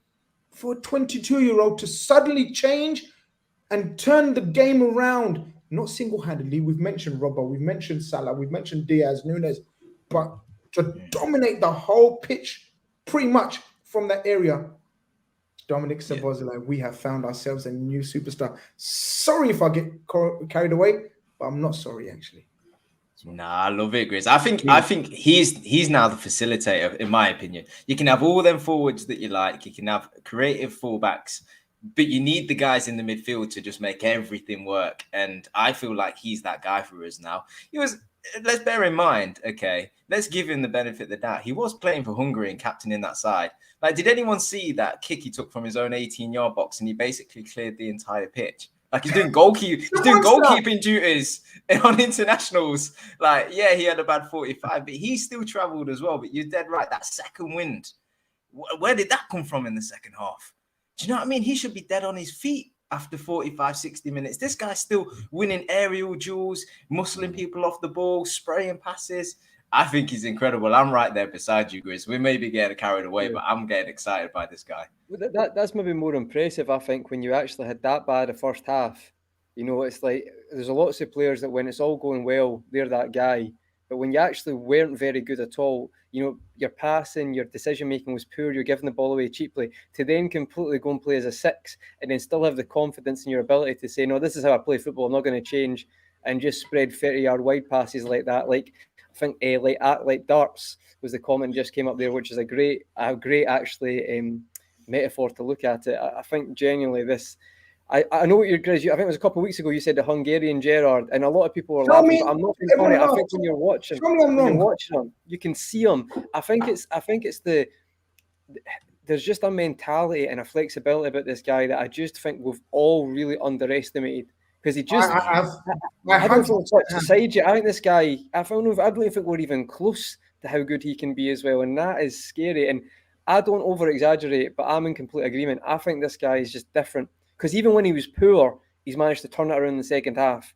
That's more impressive to me than anything. Conroy, that is the bit that I love, because that's it. Because you can have a bad game and then it can young kids. How many times have we seen Curtis Jones have a bad game and not be able to turn around? Joe Gomez, someone mentioned in the chat, we need to put praise on his name for having a stinker but turning it around. How many times have we said when Joe Gomez has a stinker of a start, he continues to have a stinker? He turned it around. Matip, I know we said, but he solidified himself a little bit, or maybe with the help of the protection, but had a better game. I mean, I don't know if anybody else wants to say anything on Szoboszlai. Maybe I've said too much on Szoboszlai. I don't know if Steve or Keith want to come in on Szoboszlai, or I've gone OTT on him. You said it all, mate, and you're 100% right. We haven't had a midfielder like this since Steven Gerrard, so I don't think you're being over the top when you say that. If you look at his game, you can't see a specific weakness. He shows you he can tackle, he can run with the ball, he can move the ball. He's a creator, just a superb footballer, and what a signing he's been. And we're going to get to sit and benefit and watch him play. And when everybody's settled into their positions and we've got everybody where they need to be, this is the tip of the iceberg.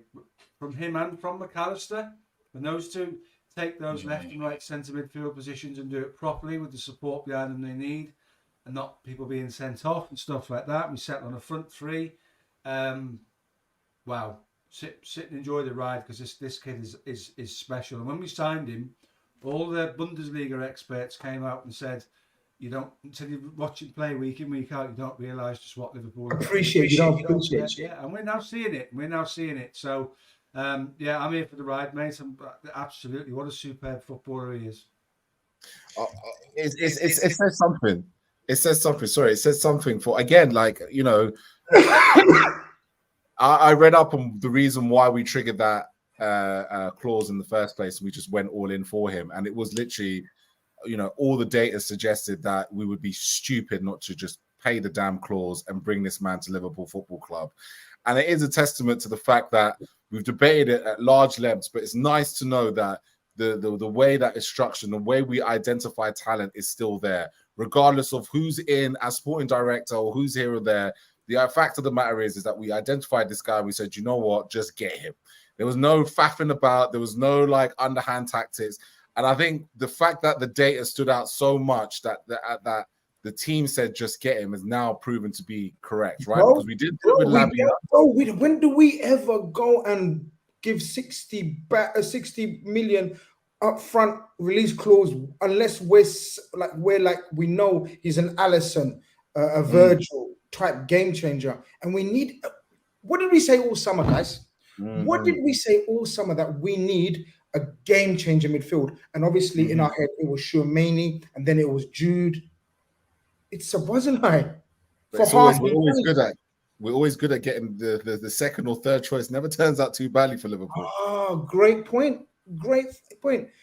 I want to finish up on Gravenberch. Obviously, nothing to sort of much to speak on, but in terms of the signing and in terms of a similar talent spotting, hunger, desire, almost from the interviews, and you can see another guy that's bubbling, isn't he, Conroy, underneath to prove a point. Like he was spoken of in the same light as Szoboszlai and the Judes of this world and Musiala's a couple of seasons ago, and it's almost like at the back of the people's mind. And we're one of the best clubs to bring them back to everyone's forefront of their mind, right? No, I think that's a really, really good comparison, Grizz, because I think football's, very quick, short memory football. We mentioned Neto, but for other reasons, Gravenberch, the move to Bayern Munich, you get forgotten about very quickly in this business. You really do. And I think we are quite clever, I feel, at times. And I think the player themselves, if you look at that team, you look at Szoboszlai, you look at the attack, especially attack. If you're a midfielder, a press-resistant midfielder like Gravenberch, you might be like, I think something could be cooking here that I could really be an important part of and really show the world. Because I think at Ajax, we do forget there's a lot of people in for this guy. Again, it's no shame to go to Bayern Munich and all work out. You've got Joshua Kimmich, Goretzka, who and there's other midfielders I forgot. And Musiala. So like it's a stacked squad, and I think sometimes people can't use that against players because sometimes it's about teams and the right moments in time to go there. I think he'll be great. I'm actually more excited now about the signing because I think just especially with the way our midfield in general is, and now I've still got a few concerns about transition and stuff, but on the positive, I feel like having a ball carrying, a press resistant player like that there could be vital, especially when you talk about if we're playing counter or if we're trying to break teams down. I'm quite excited now that he's came in, he's got a few minutes, got a win under his belt, and then he can feel part of that team. He still has to gel, but he's part of that team, part of that winning feeling, and then he can actually show what he's got. And I think he's probably looking around like he's seen Szoboszlai, he's seen Jones do that, he's seen like Salah produce an assist. He's probably thinking, I can also show these players what I can do as well. And as you said, Grizz, we've created that platform for a player to restore the kind, not spotlight, but restore his standing in football, if you know what I mean.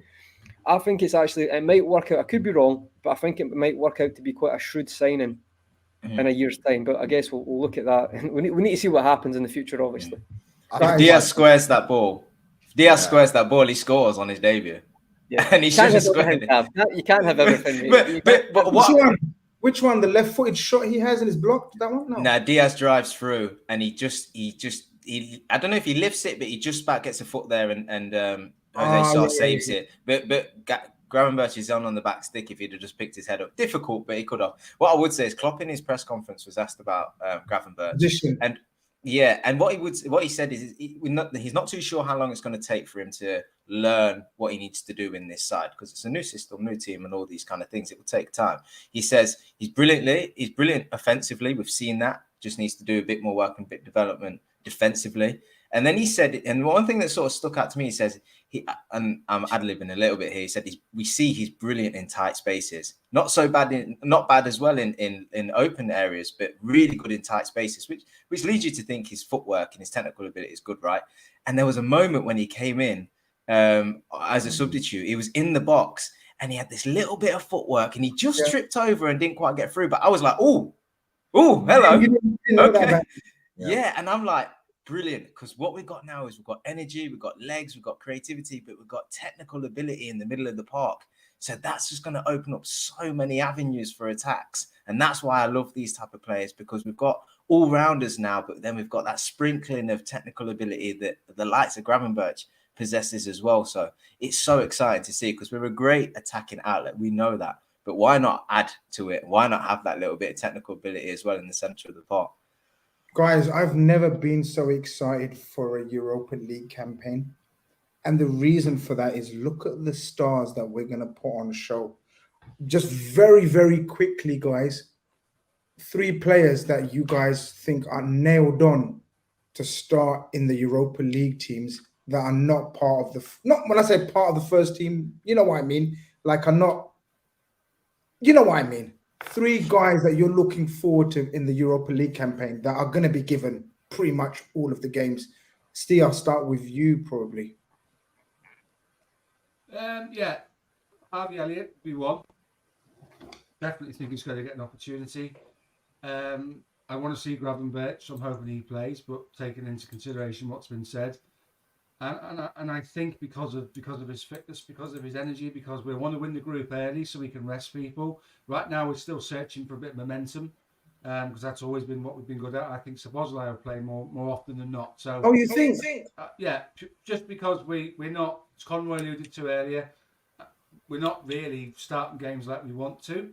Although Keith's point is that we're 16 unbeaten, and that's two games away from playing half the teams in the league. So, and it's kind of been like that for those 16 games. So it's not as bad as perhaps it seems. But I think you want to win. You want to get the first 3 games won. So after 3 games, we've got 9 points, and you've got 3 games then to sort of maybe 10, 11, 12, 9, 10 guarantees you right of passage through to the group stages, out with the group stages.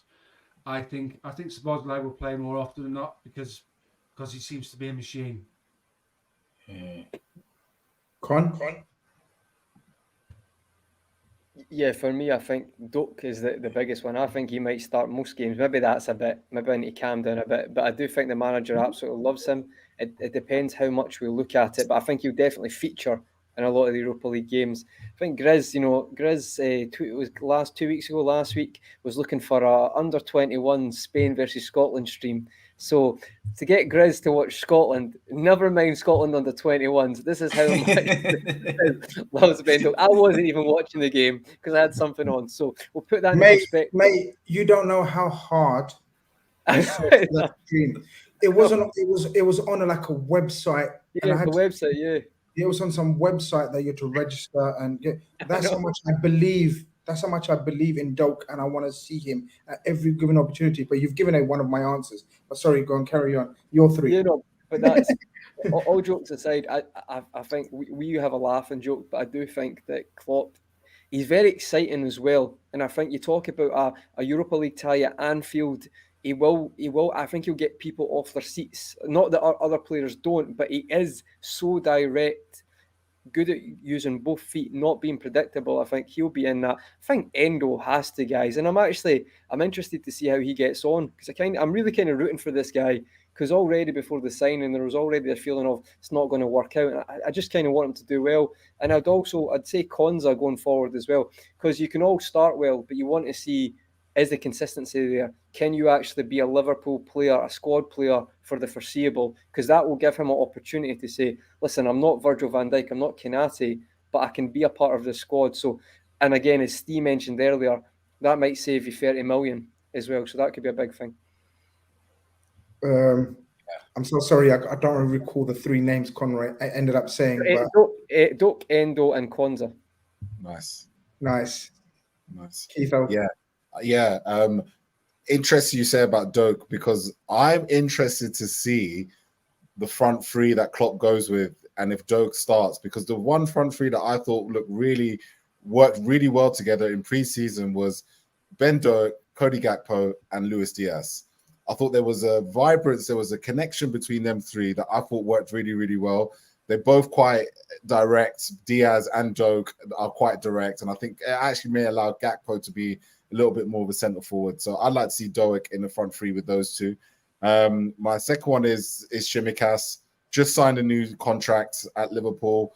Great opportunity to get some European games under his belt. I'd really love to see him kind of kick on and really start to show, that he can start to push Robertson even further for that left back position and put together some big performances. And the final person I can't wait to see is my boy Harvey Elliott. My boy Harvey Elliott, man. I love this guy. I just love everything about him. He just puts a smile on my face when I see him pop up on my TV. He's so I think he's just so confident, and the player that he is becoming, I didn't see it coming, to be perfectly honest with you. Like the way he Miranda's rammed the pitch, his confidence in the ball now. He is a Liverpool player now, and he plays like one. He doesn't play like, do you know what? Actually, let me give the ball to Salah, and we'll see what Salah does, and I might chill around here. He's kind of like, no, I'm in position. Give me the ball, and I'm going to shoot. And I got the conviction to shoot. And you know what? Harvey Elliott scores goals. Yeah, I was watching back last season's goals, and actually at the beginning of the season, Harvey Elliott was scoring goals for Liverpool. He's scored in the Champions League already, so he's got Champions League experience. He's played well over 50 games for Liverpool now, and he's got that to him. But I feel like if it can go well for him, if the midfield balance is right, this can be a real breakout competition for Harvey Elliott. So those are my 3. Darwin. Some amazing choices there. Oh, you gone for Darwin? Okay. Darwin, because I want to see him play. I guarantee he'll score goals. He's always confident, but build on that with output. Will he play? Would you risk him? Like, there's rumors of Yeah. slight muscle fatigues in games, and he's still. Do you remember he missed a couple last season as well? Did he look like he had a problem when he came on? No. Nah, this guy doesn't. This guy hasn't got problems. This guy's trying to make problems. Like, Oh, I want him to play, and I want him to score, and I want him to score so many goals that Klopp's sitting there going, I just can't leave this guy out. I know he's technically not as good as Gakpo and Jota. I know he doesn't bring people into play quite as well, but he gets goals. And I just know this guy, when he plays and is given an opportunity, he'll always create problems. He'll always create for others. He'll always be a problem, but I want him to play these Europa League games so he gets goals, and he just gives us that headache whereby we have to stick him in, because we can have a fantastic team, but to have someone that's such a good goal scorer is like, it's priceless, you know. And I think if he can get back to the levels and the confidence and the output he was at in his final season at Benfica, that's just another asset for us. I think it would be great. You guys have mentioned Elliott. I'd love to see him as well. I think he deserves it for his attitude every time he steps on the pitch. You know, 100%. Right mentality, works hard, wants to play quick, selfless player as well, gives the ball to others. And like you say, Keith, he can chip in with a goal. So for him, I think he deserves it. And the final man, it's been said in the chat, and Grizz, we spoke last season on him, and I know our thoughts don't align on the player, but Stefan Bajcetic, I think this kid's got bags and bags and bags of potential, and I can't wait to see him play. Started out as a centre-back, I believe, played a 6 for us, moved into an 8, unfortunately got injured, not seen him since. But I think his potential, if he gets to play most of the Europa League games, I think come the end of the season, depending on how it goes, he could be one of them guys where it's like, you know what, McAllister, maybe you just start on the bench today. I'll just step in. I think maybe not Szoboszlai, like a slightly different place, but Curtis, you don't have to start today. I think he's got that much ability, and I think he just needs to play games now to get back to match sharpness. So I'm excited to see him and his development. This is not my burner, guys, but this is mad. Vish has just said the 3 players I was going to say. And Cav might be a bit shocked that I'm saying Bajcetic, but for the very reasons why. Elliott, we've spoken about. Yeah, we've spoken about. I just love the progress he's making. And above anything else, I love the attitude. Attitude is so important, man, especially if you've got talent and you can align attitude with that talent. Klopp loves that shit, man. And then you have to trust Klopp and the rest of the coaches for your game to develop. And I'm seeing developments in his game. I think Keith was saying he's showing you things that we didn't know he would develop. I am seeing that. I was critic of Elliott about a season ago. I didn't see where his role would be in a Liverpool team. I do see it now. And that's, down testimony to himself, the player, the kid himself. Doak, don't need to say anything else. Yeah, Doak is my guy. Doak is going to take the world by storm in 3 years, man. I just wish we could just move time quicker. I wish he was 2 years on, because I'm so guaranteed, as long as he doesn't pick up any, injuries or anything like that, he's going to be electric, guys. He's going to be electric. And I've told you a year and a half ago. It's not even now I'm telling you, this guy's electric.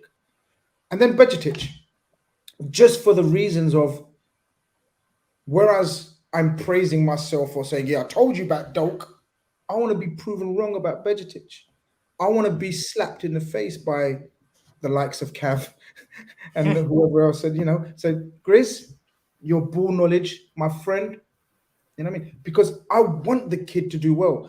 And you know what? It's intriguing, Cav, because you mentioned about he started off at the back as a centre-back, then he became at number 6, and then, do you remember there was calls for him to be on number 8? Well, with Endo likely to be playing pretty much every Europa League game as the 6, I think young Bajcetic may be used as an 8. But it's intriguing. So I think it's exciting. Europa League is exciting. We have West Ham at home next week. Going to be another tricky game. But you'd like to think we can bank another 3 points. And that would be such a monumental start for us, especially with the fixtures we've had. A few players coming back, Trent coming back to full fitness. Hopefully a Thiago available for selection. Whether he gets into the team or not, again, we'll have another debate, maybe another show on that. Szoboszlai, wow. I'm really willing to remortgage my property to watch him home and away, man. This guy is magnificent. I want to follow him home and away. I'm actually a Szoboszlai stan at the grand age of whatever, yeah. I'm actually one of those. I'm telling you, I'm going to change my profile picture to Szoboszlai in that Superman outfit. He's my guy. Grizz has got the Hungarian national team fixtures on his phone, ready to go. None of you lot can tell me I'm a deluded fanboy. I can't give a shit. No. Call me it. Honestly, he's sick. He's ridiculous. But guys, thank you very much. We must end the show because we can talk about Liverpool when they're in this form, in this mood for hours and hours and hours. I thank Conroy, I thank Keith, I thank Steve, I thank Cav, and most importantly, I thank the chat. You guys have been amazing. 450 of you guys in here. Smash the like, subscribe if you haven't. It's magnificent support. I know we haven't been consistent, but we promise to be consistent now. I know we've been on and off, but Liverpool are being consistent. REDFELLAS have to be consistent. Guys, thank you very much for joining us. REDFELLAS Sunday night, over and out. Take care.